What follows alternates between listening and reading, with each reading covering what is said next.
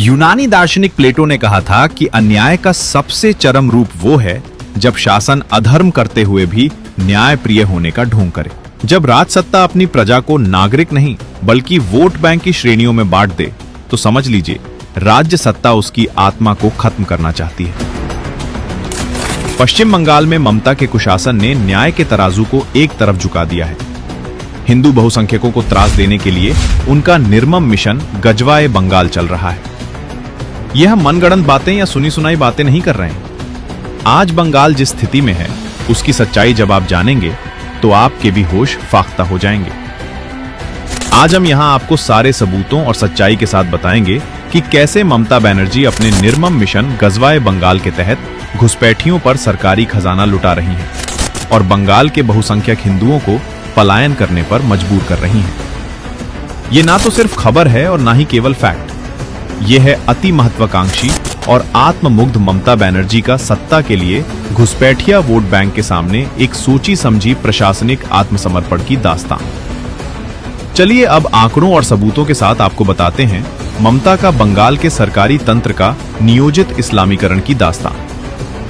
क्या आपको पता है कि पश्चिम बंगाल अल्पसंख्यक विकास एवं वित्त निगम यानी WBMDFC का बजट पिछले एक दशक में 1100% यानी 12 गुना से ज्यादा बढ़ चुका है। साल 2010-11 में WBMDFC का जो बजट 472 करोड़ था वो अब 5602 करोड़ से ज्यादा पहुंच चुका है।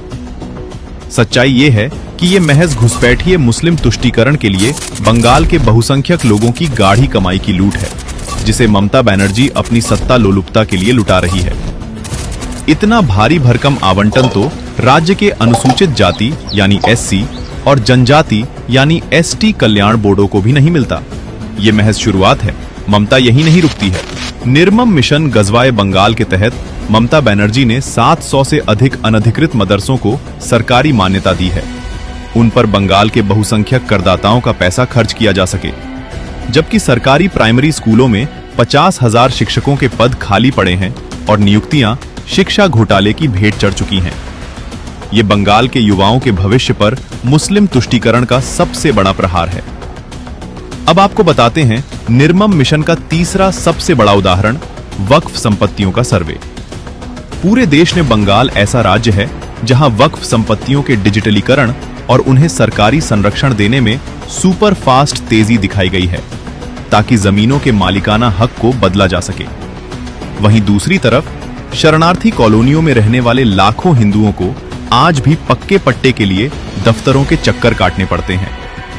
जब राज्य की मुख्यमंत्री ममता बनर्जी खुद मंच से मुस्लिम समुदाय को कानून अपने हाथ में लेने की परोक्ष अनुमति दें, जैसा कि उन्होंने रामनवमी के दौरान किया, तो प्रशासन का मनोबल टूट जाता है।